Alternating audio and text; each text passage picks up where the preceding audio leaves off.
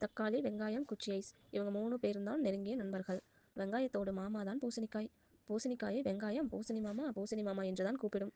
ஒரு நாள் வெங்காயம் தன்னோட நண்பர்கள் கிட்ட, எனக்கு பூசணி மாமாவை பார்க்கணும் என்று தோணுது. நான் நாளைக்கு போகலாம்னு இருக்கேன் என்று சொல்லியது. அப்படியா, நாங்களும் வருகிறோம். நம் 3 பேரும் சேர்ந்தே போவோம் அப்படின்னு சொல்லியது ஐஸ் குச்சி. தனியா போனா பயணம் சப்பையாக இருக்கும். ரொம்ப நன்றி, நம் 3 பேரும் பேசிக்கொண்டே போகலாம். வெங்காயம் சந்தோஷமாக சொல்லியது. அடுத்த நாள் 3 பேரும் பயணத்துக்கு புறப்பட்டாங்க. முதலில் நடக்கும்போது நல்ல சுகமாக தான் இருந்தது. ஆனால் கொஞ்ச நேரமானதும் கால் வலிக்க தொடங்கியது. உடம்பு வேர்த்தது. எங்கேயாவது கொஞ்சம் ஓய்வு எடுத்து சென்றால் பரவாயில்லை என்று 3 பேரும் நினைத்தனர். இத பாருங்க, இந்த பக்கமா குளிர்ந்த காற்று வீசுகிறது. அங்கே ஒரு குளம் இருக்கலாம். வாருங்கள் சென்று பார்க்கலாம் என்று தக்காளி கூப்பிட்டது.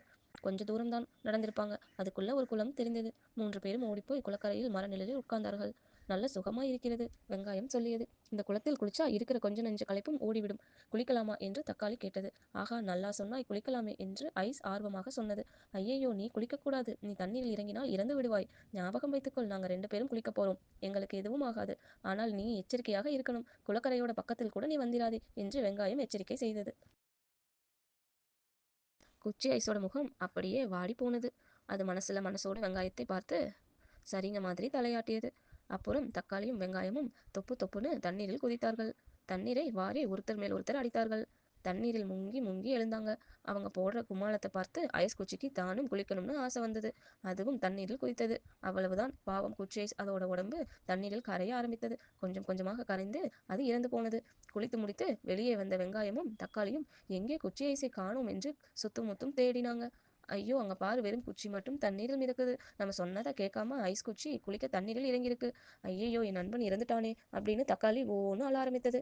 அழுது அழுது நிறுத்தாம அழுதுகிட்டே நடந்தாங்க. அப்ப சாலையில் ஒரு காளை வண்டி வந்தது.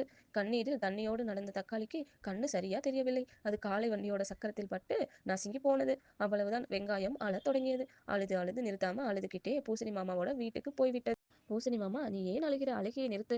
என்ன நடந்தது என்று சொல்லு என்று கேட்டார். ஐஸ் குச்சி இறந்து போனப்ப அழுகிறதுக்கு தக்காளியும் நானும் இருந்தோம். தக்காளி இறந்து போனப்ப அழுகிறதுக்கு நான் இருந்தேன். நான் இறந்து போனால் அழுகிறதுக்கு யார் இருக்காங்க என்று சொல்லிட்டு நிறுத்தாம அழுதது. பூசணி மாமா ஒரு நிமிடம் யோசித்தார். கவலைப்படாதே, உன்னை யார் கொல்றாங்களோ அவங்க தான் அழுவாங்க என்று சொல்லியது. அதனாலதான் வெங்காயத்தை யார் உரித்தாலும் அவங்க அழறாங்க.